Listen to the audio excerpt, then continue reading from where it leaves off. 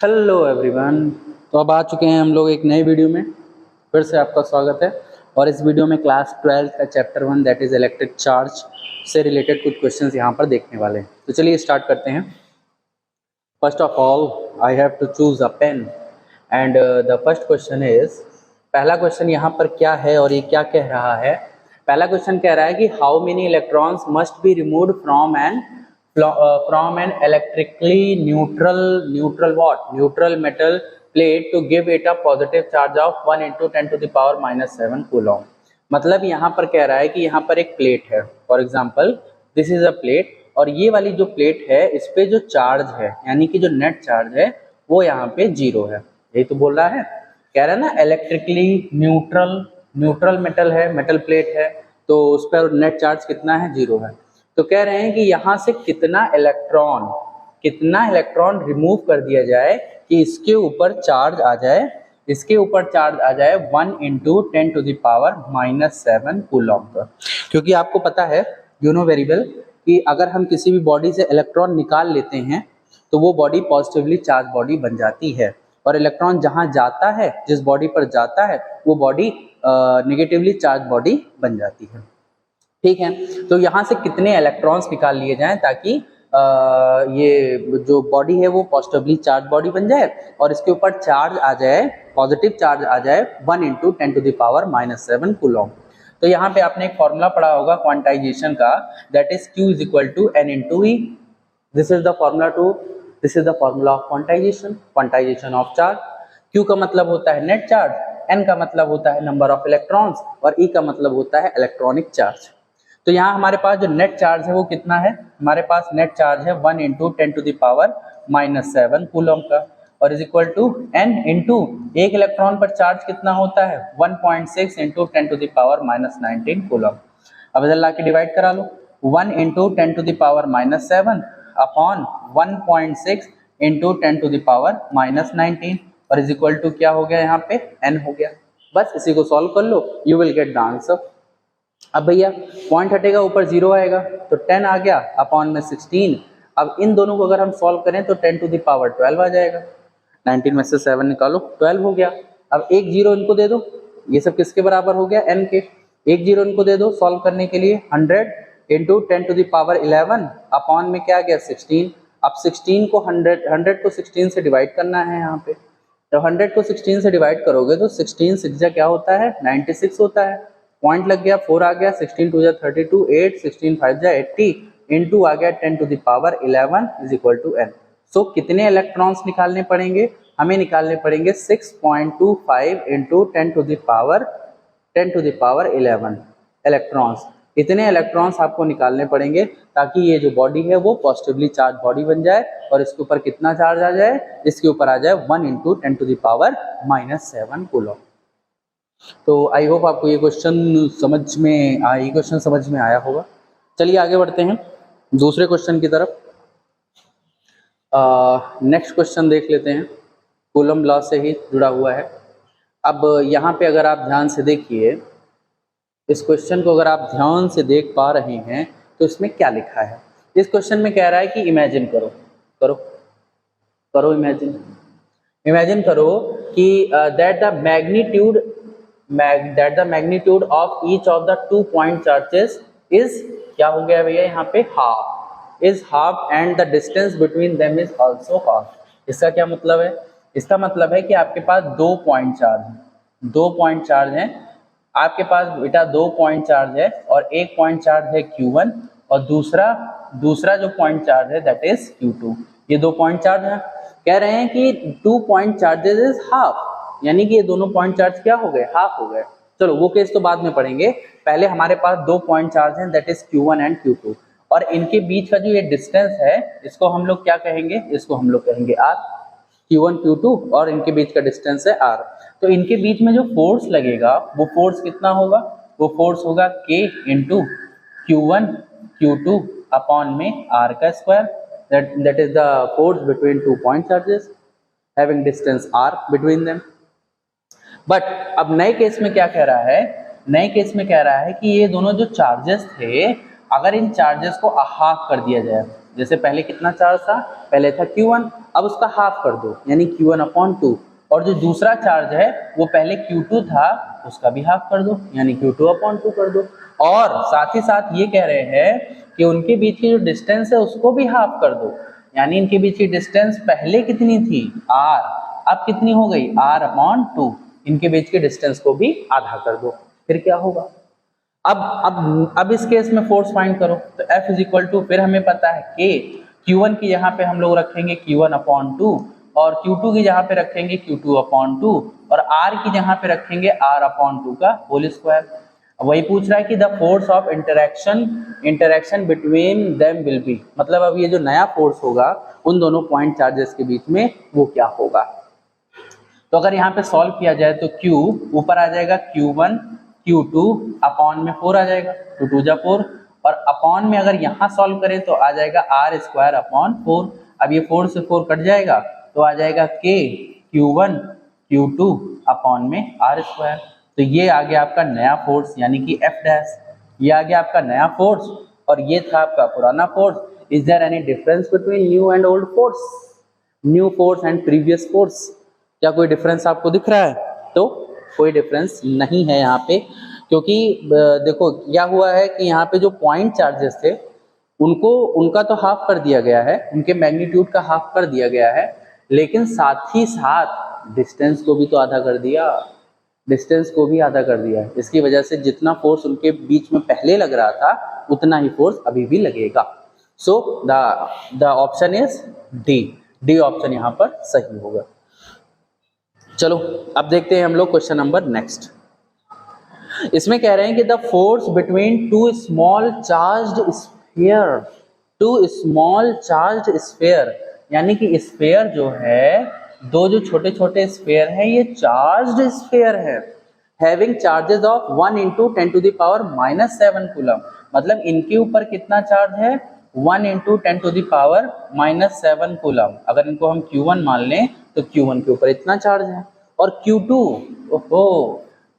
इनके ऊपर कितना चार्ज है, इनके ऊपर है 2 × 10⁻⁻7 कूलम, इतना चार्ज इनके ऊपर है।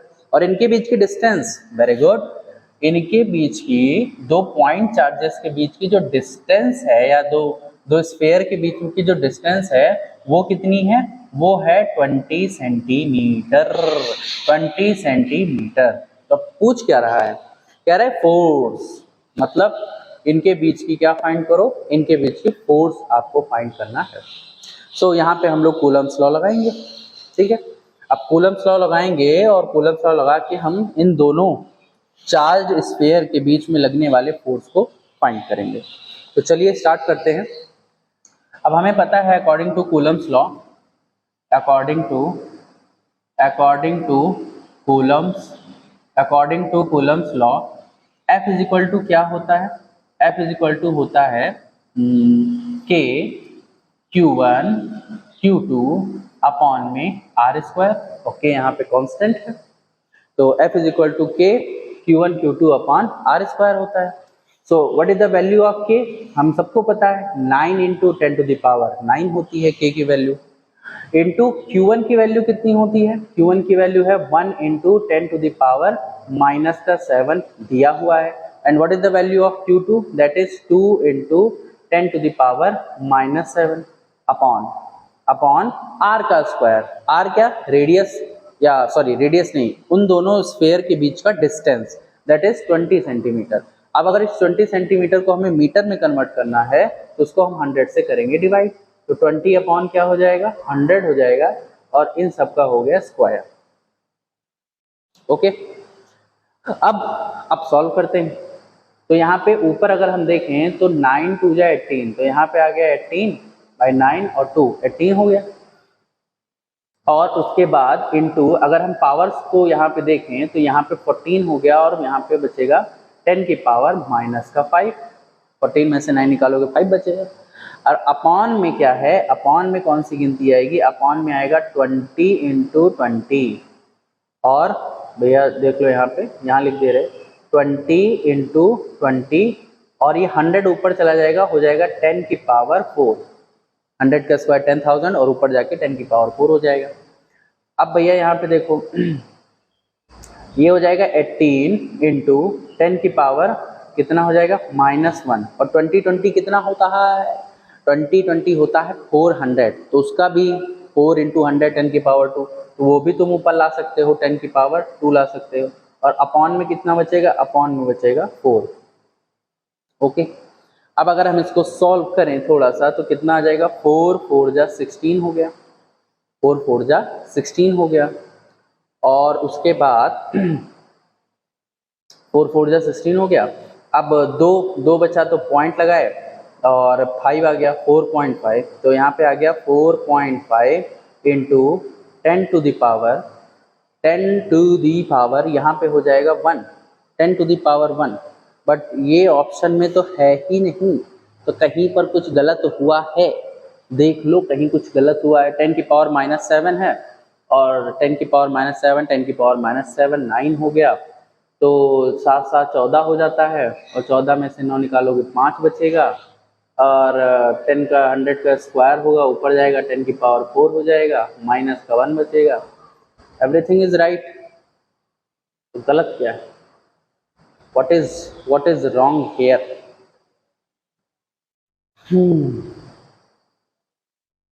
चलो एक बार फिर से इसको हम लोग सॉल्व करते हैं, फिर से एक बार ट्राई करते हैं। यहाँ पे क्या लिखा हुआ है, f is equal to k Q1 Q2 upon R square. So k की वैल्यू हो गई 9 into 10 to the power 9 into Q1 की वैल्यू कितनी हो गई, 1 into 10 to the power -7 coulomb, और Q2 की वैल्यू कितनी हो गई, वो हो गई 2 into 10 to the power -7 coulomb, upon में 20 सेंटीमीटर है। 20 सेंटीमीटर को अगर मीटर में कन्वर्ट करोगे तो 100 से ही तो डिवाइड होगा, तो 20 अपॉन क्या हो जाएगा 100, और उसका हो गया स्क्वायर। अगर ऊपर हम लोग सॉल्व करें तो 9 2 जा 18 हो जाएगा, और इंटू 1 का कोई मतलब नहीं है, अब ये 9 7 2 बचेगा, 2 बचेगा, 2 5, ठीक है भाई, 10 की पावर -5 आ रही है, ऊपर आ गया 10 की पावर -5 अपॉन। अब यहाँ पे अगर हम देखें तो 20 अपॉन 100 यानी कि 20 का स्क्वायर होता है 400, और 100 का स्क्वायर होता है कितना, 10,000। 0 0 0 0 कट गया, अब ये 100 ऊपर ही तो जाएगा, तो ये हो जाएगा 18 into 10 to the power -5 into 10 to the power 2 upon, यहाँ पे आ जाएगा 4, अब ये काटेगा तो आ जाएगा 4.5। ओके, तो 4.5 into 10 to the power -3 newton, तो 4.5 into 10 to the power -3 newton, your B option is correct. तो भैया यहाँ पे बी ऑप्शन आपका सही होने वाला है, और कहीं पे कुछ गड़बड़ी थी, कोई बात नहीं, होता रहता है। तो इन दोनों के बीच में लगने वाला फोर्स कितना है, 4.5 into 10 to the power -3 newton. चलो आगे देखते हैं। अब उसके बाद नेक्स्ट क्वेश्चन देखते हैं। यहाँ पे क्या लिखा है, यहाँ पे लिखा हुआ है कि what will be dielectric constant of a medium, किसी भी मीडियम का डाई इलेक्ट्रिक कॉन्स्टेंट क्या होगा। तो डाई इलेक्ट्रिक कॉन्स्टेंट को हम लोग किससे डिनोट करते हैं, एप्सिलॉन से, एप्सिलॉन से डिनोट करते हैं। एप्सिलॉन बराबर क्या होता है, k इंटू एप्सिलॉन नॉट होता है, भैया एप्सिलॉन नॉट होता है, एप्सिलॉन नॉट होता है। कह रहे हैं कि what will be the dielectric constant of a medium if its permittivity is, कितनी है भैया permittivity, is 8.85 into 10 to the power -12, और ये भैया उसकी यूनिट लिखी है कूलम स्क्वायर न्यूटन पर न्यूटन मीटर स्क्वायर। ओके, पर न्यूटन मीटर स्क्वायर, तो ये चीज यहाँ पे पता करना है। तो किसी भी मीडियम की परमिटिविटी यहाँ पर हमें गिवन है, किसी भी मीडियम की परमिटिविटी यहाँ पर गिवन है, और हमें क्या फाइंड करना है, what will be dielectric constant. Okay, तो डाई इलेक्ट्रिक कांस्टेंट फाइंड करना है, और हमें क्या दी है, मीडियम की परमिटिविटी, जिसको हम लोग एप्सिलॉन से डिनोट करते हैं। मीडियम की परमिटिविटी को एप्सिलॉन से डिनोट करेंगे, और उसके बाद स्पेस की जो परमिटिविटी है, या फ्री स्पेस या वैक्यूम की परमिटिविटी है, उसको हम लोग एप्सिलॉन नॉट से डिनोट करते हैं। और यहाँ पे ये जो के होता है, के that is called dielectric constant. इस के को हम लोग कहते हैं डाई इलेक्ट्रिक कांस्टेंट, और उसी की वैल्यू फाइंड करनी है। और क्या दिया हुआ है, तो मीडियम की परमिटिविटी दी है, यानी एप्सिलॉन की वैल्यू दी है, वो कितनी है, वो है 8.85 into 10 to the power -12 coulomb square पर न्यूटन मीटर का स्क्वायर, ये दिया है। इज इक्वल टू के हमें निकालना है, और एप्सिलॉन नॉट की वैल्यू भी वही होती है 8.85 इंटू 10⁻⁻12 कूलम का स्क्वायर पर न्यूटन मीटर का स्क्वायर। ओके, तो अब ये क्या होगा, अब तुम्हें पता है ये पूरा यहाँ से ये पोर्शन और ये पोर्शन कट जाएगा, तो के की वैल्यू कितनी आ जाएगी 1। तो डाइलेक्ट्रिक कांस्टेंट कितना आ गया, डाइलेक्ट्रिक कांस्टेंट आ गया 1। आई होप आप समझ रहे होंगे। चलो नेक्स्ट क्वेश्चन देखते हैं। अब यहाँ पे कह रहा है कि रिलेटिव परमिटिविटी। अब ये जो रिलेटिव परमिटिविटी है इसी को हम लोग डाइलेक्ट्रिक कांस्टेंट भी कहते हैं। डाइइलेक्ट्रिक कांस्टेंट ही कहा जाता है रिलेटिव परमिटिविटी को। ठीक, तो कह रहे हैं वाटर का जो रिलेटिव परमिटिविटी है वो कितना दिया हुआ है, 81 दिया है। अब कह रहे हैं ये देखो एप्सिलॉन है, not E, it is epsilon of water या permittivity of water and permittivity of vacuum, और यू कैन से कि वैक्यूम और फ्री स्पेस, वो कितनी दे रखी है। अच्छा, वो कितनी होगी ये आपसे पूछा जा रहा है। कह रहा है कि डाइलेक्ट्रिक कांस्टेंट अगर वाटर का 81 है, अगर वाटर का डाइलेक्ट्रिक कांस्टेंट 81 है, तो वाटर की परमिटिविटी और वैक्यूम की परमिटिविटी क्या होगी, what will be the permittivities of water and vacuum. Okay, so फिर से वही फॉर्मूला यूज करेंगे, एप्सिलॉन वाटर की permittivity is equal to k times vacuum की परमिटिविटी। सो अब के की वैल्यू क्या दी है, 81 दी है, तो भैया यहाँ पे हो जाएगा 81 into permittivity of free space. तो बस यही आंसर आ जाएगा, यही तो पूछ रहा है कि यही तो रिलेशन पूछ रहा है, तो रिलेशन में कौन सा ऑप्शन सही होगा, तो यहाँ पे ऑप्शन सही हो जाएगा option number D. Okay, permittivity of water and permittivity of free space, और ये आपको डाइलेक्ट्रिक कांस्टेंट दिया था, सबकी वैल्यू पुट कर दिया, आंसर आ गया। चलो आगे देखते हैं, ये वाला क्वेश्चन देखते हैं, और ये I think so last question है। ओके, इस वीडियो का लास्ट क्वेश्चन है, इसको देख लेते हैं। अच्छा क्वेश्चन है, यहाँ पे कह रहे हैं कि ए फ्री पिथ बॉल। अच्छा, यहाँ पे एक बॉल है, पिथ बॉल है, और उसका मास है 8 ग्राम। ठीक है, बना लेते हैं। तो ये एक बॉल है, और ये इस बॉल का नाम ए बॉल है, और इसका मास कितना दिया हुआ है, मास दिया है 8 ग्राम। कैरीज अ पॉजिटिव चार्ज, ठीक है, इसके पास चार्ज भी है। चार्ज कितना है, 5 इंटू 10⁻⁻8 कूलम, इतना इसके पास चार्ज है, इतना इसके पास चार्ज है, और इतना इसका मास है। कह रहे हैं what must be the nature and magnitude of charge, यानी कि जो चार्ज तुम्हें फाइंड करना है उसका मैग्नीट्यूड के साथ साथ you have to find the nature भी फाइंड करना है। That should be given to a second pith ball, मतलब एक और पिथ बॉल है जिसका नाम क्या है, B, fixed 5 centimetre below the former ball, यानी कि जो पहले बॉल थी इस बॉल से 5 सेंटीमीटर, इस बॉल से 5 सेंटीमीटर नीचे, कितना सेंटीमीटर भैया, 5 सेंटीमीटर नीचे एक दूसरी पिथ बॉल है, तो उस पिथ बॉल को कितना हम लोग चार्ज प्रोवाइड कर दें, हम लोग इसको कितना चार्ज प्रोवाइड कर दें और किस नेचर का चार्ज प्रोवाइड कर दें, ताकि जो ऊपर वाली बॉल है वो स्टेशनरी बनी रहे। स्टेशनरी मतलब रेस्ट में रहे। तो मतलब इस वाली जो सेकंड बॉल है जिसका नाम बी है, इसको कितना चार्ज दे दिया जाए कि ये इसकी वजह से ये पहली वाली जो बॉल है वो अपनी जगह पर रुकी रहे या स्टेशनरी रहे या रेस्ट पोजीशन में रहे।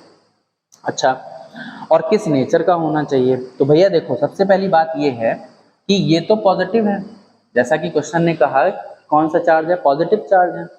तो अगर इसको हम नेगेटिव चार्ज दे दिए तो नेगेटिव और पॉजिटिव तो अट्रैक्ट करने लगेंगे, ये उनको अपनी तरफ खींचने लगेगा। लेकिन हमें करना क्या है, हमें इसको स्टेशनरी रखना है। स्टेशनरी मतलब रेस्ट पे रखना है, ये ना इधर आए ना उधर जाए। तो इसका मतलब ये हुआ कि इसका नेचर क्या होना चाहिए,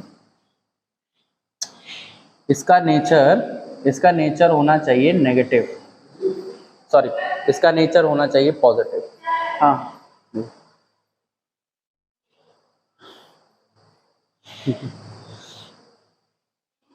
सो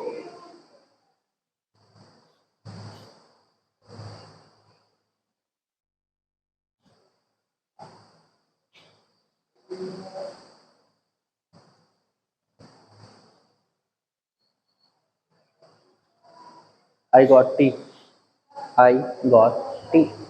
सो यहाँ पे क्या कह रहा है, हाँ तो हमने बताया कि पहले जो ऊपर वाली बॉल है उसको स्टेशनरी रखना है, उसको स्टेशनरी रखना है। एक सेकेंड,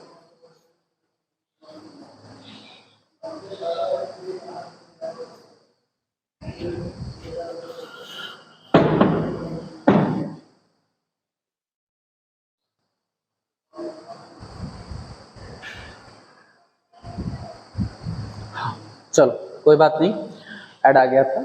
सो यहाँ पे क्या बताया जा रहा है कि इस वाले बॉल को, इस वाले बॉल का जो ये जो यहाँ पे बॉल है, इसका कितना चार्ज का कितना मैग्नीट्यूड होना चाहिए और क्या नेचर होना चाहिए, जिसकी वजह से जो पहली बॉल है वो स्टेशनरी रहे और रुकी हुई रहे।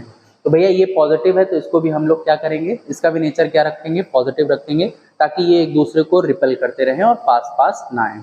प्लस अब भैया ये इसको रिपेल करेगा तो ये दूर भी तो जा सकता है, अगर ये इसको रिपेल करेगा तो ये दूर भी तो जा सकता है, नहीं जाएगा। क्यों नहीं जाएगा, क्योंकि इस पर, इसके ऊपर एक डाउनवर्ड डायरेक्शन में भी फोर्स लग रही है, और वो फोर्स क्या है, वो फोर्स इस ऑब्जेक्ट के वेट के बराबर है, इस बॉल के वेट के बराबर है, दैट इज कॉल्ड mg। तो भैया एक ग्रेविटेशनल फोर्स यू कैन से, एक ग्रेविटेशनल फोर्स लग रही होगी इसके ऊपर जो उसको नीचे की तरफ खींच रही होगी, और ये वाली जो फोर्स है वो इस वाले रिपल्सिव फोर्स को बैलेंस करने का काम करेगी। आई होप आप समझ पाए होंगे। फिर से देखो हम बताते हैं कि हमारे पास एक बॉल थी A और एक दूसरी बॉल है B। अब ये जो A बॉल है इसके पास पॉजिटिव चार्ज है, इसके पास मास है।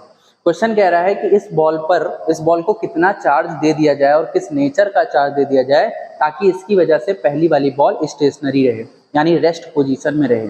तो ये पॉजिटिव चार्ज, अगर इस बॉल के पास पॉजिटिव चार्ज है तो इसको भी पॉजिटिव चार्ज देना होगा ताकि ये एक दूसरे को रिपेल करते रहें और पास पास ना आए। प्लस इसके ऊपर एक डाउनवर्ड डायरेक्शन में ग्रेविटेशनल फोर्स लग रही है इसके ऊपर डाउनवर्ड डायरेक्शन में, दैट इज कॉल्ड mg, जिसकी वजह से रिपल्सिव फोर्स जो इधर से फोर्स लग रही है और जो उधर से फोर्स लग रही है, दोनों फोर्स आपस में बैलेंस हो जाएंगे। ओके, सो यहाँ से ये पता चलता है कि जो फोर्स है, यानी कि जो mg है, mg वाली जो फोर्स है वो किसके बराबर हो जाएगी, वो इन दोनों के बीच में लगने वाली force, that is k Q1 Q2 upon r square के बराबर हो जाएगी। भाई ये वाला जो बॉल है वो इस पर फोर्स लगाएगा कि नहीं लगाएगा, लगाएगा। तो वो फोर्स कैसे कैलकुलेट करोगे, ऐसे। और इस बॉल पे जो नीचे की तरफ फोर्स लग रही है वो कैसे कैलकुलेट करोगे, ऐसे। और दोनों फोर्स क्या हो गए, दोनों फोर्स एक दूसरे को बैलेंस करने का काम करेंगे, इसीलिए इनके बीच में इक्वल टू लगा दिया।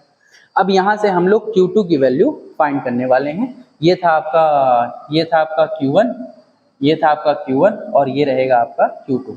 चलिए यहाँ पे वैल्यू पुट करते हैं। सो मास, तो मास है, तो मास के लिए क्या बोला है, 8 ग्राम। अब 8 ग्राम को किलोग्राम में कन्वर्ट करोगे तो 8 अपान आ जाएगा 1000 इंटू जी की वैल्यू तुम्हें पता है 9.8 होती है, के की वैल्यू होती है 9 into 10 to the power 9 into Q1 की वैल्यू कितनी दी है 5 इंटू 10 टू द पावर -8 और Q2 की वैल्यू क्या है वही हमें फाइंड करना है, और अपॉन r का स्क्वायर। इन दोनों के बीच में डिस्टेंस कितना है 5 उसको मीटर में कन्वर्ट करोगे तो 100 से डिवाइड का स्क्वायर।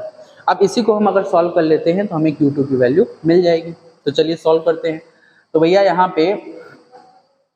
पे हो गया ये 8 और अपॉन में 1000 और इंटू 9.8 है, और ये डिवाइड में है, ये चीज़ डिवाइड में है तो इधर आके मल्टीप्लाई में हो जाएगी, या उधर ही सॉल्व कर लें। 9 5 जा कितना होता है, 9 5 जा होता है 45 इंटू 9 5 जा 45, और यहाँ पे इनको सॉल्व करोगे तो आएगा 10, और अपॉन में अगर हम सॉल्व करें तो 25 और 100 का स्क्वायर, यानी ये ऊपर आके हो जाएगा 10 की पावर 4, 10 की पावर 4 हो गई। और उसके बाद और यहाँ पे क्या था, यहाँ पे था Q2। अब इसको अगर हम सॉल्व करें तो 5 2 जा 10 और 5 5 जा 25, 5 9 जा 45 हो जाएगा। और उसके बाद यहाँ पे भैया इनको ऐसे लिखा रहने दो, 8 इंटू 9.8 अपॉन में 1000 और इज इक्वल टू 9 दूनी कितना होता है 18 into 10 to the power 4 into Q2। अब भैया इसको सब इधर लाओगे तो डिवाइड में आएगा, ऑब्वियसली यहाँ पे सॉल्व करते हैं, डिवाइड में आने वाला है। तो यहाँ पे आ गया है 8 into 9.8 upon 1000, 18 into 10 to the power 4, बाकी सब कुछ उधर भेजने वाले हैं। तो चलिए देखिए, इंटू 9.8 अपॉन 1000 इंटू 18 और इंटू आ गया 10 की पावर 4 और इधर क्या बचा, इधर बचा Q2। ओके, अब अगर इसको सॉल्व किया जाए तो 18 का आधा 9 सुना है, 8 और आधा 4 सुना है और 8 चौक 32 32 और 4 9 जा 36 38 38.2 आ गया और अपॉन में 9 आ गया इंटू अगर इनको सबको सॉल्व करके ऊपर ले जाएं तो हो जाएगा 10 की पावर -7 और इज इक्वल टू इधर क्या आ गया, Q2 आ गया। सो अब फिर से एक बार चेक कर लेते हैं। 8 4 जा 32 और 9 4 जा 36 और 30 8 4 जा 32 3 कैरी 9 4 जा 36 39 तो यहाँ पे आएगा 39, यहाँ पे आ गया भैया 39.2 अपॉन में कितना आ गया, अपॉन में आ गया 9। अब इसी को सॉल्व करना है तो 9 4 जा कितना होता है, 9 4 जा 36 होता है, पॉइंट आ गया 36 और उसके बाद कितना बचा 3 32 9 3 जा 27 और उसके बाद 5 9 जा 27 5 55 और तो 9 5 जा 45 9 6 जा 54 तो यहाँ पे अराउंड 4.35 कह सकते हो, around 4.35 into 10 to the power -7 is equal to Q2। तो Q2 की जो वैल्यू आ रही है वो आ रही है around 4.35 into 10 to the power -7 coulomb और वो भी कैसा चार्ज है, वो है पॉजिटिव चार्ज। तो इस बॉल को कितना चार्ज दिया जाएगा, पॉजिटिव इस बॉल को दिया जाएगा, इतना चार्ज दिया जाएगा ताकि ये उसको रिपेल करे और उसको स्टेशनरी रखे। सो आई होप आपको अच्छा लगा होगा ये वीडियो। चलिए मिलते हैं नेक्स्ट वीडियो में एक नए क्वेश्चन के साथ, तब तक के लिए गुड बाय।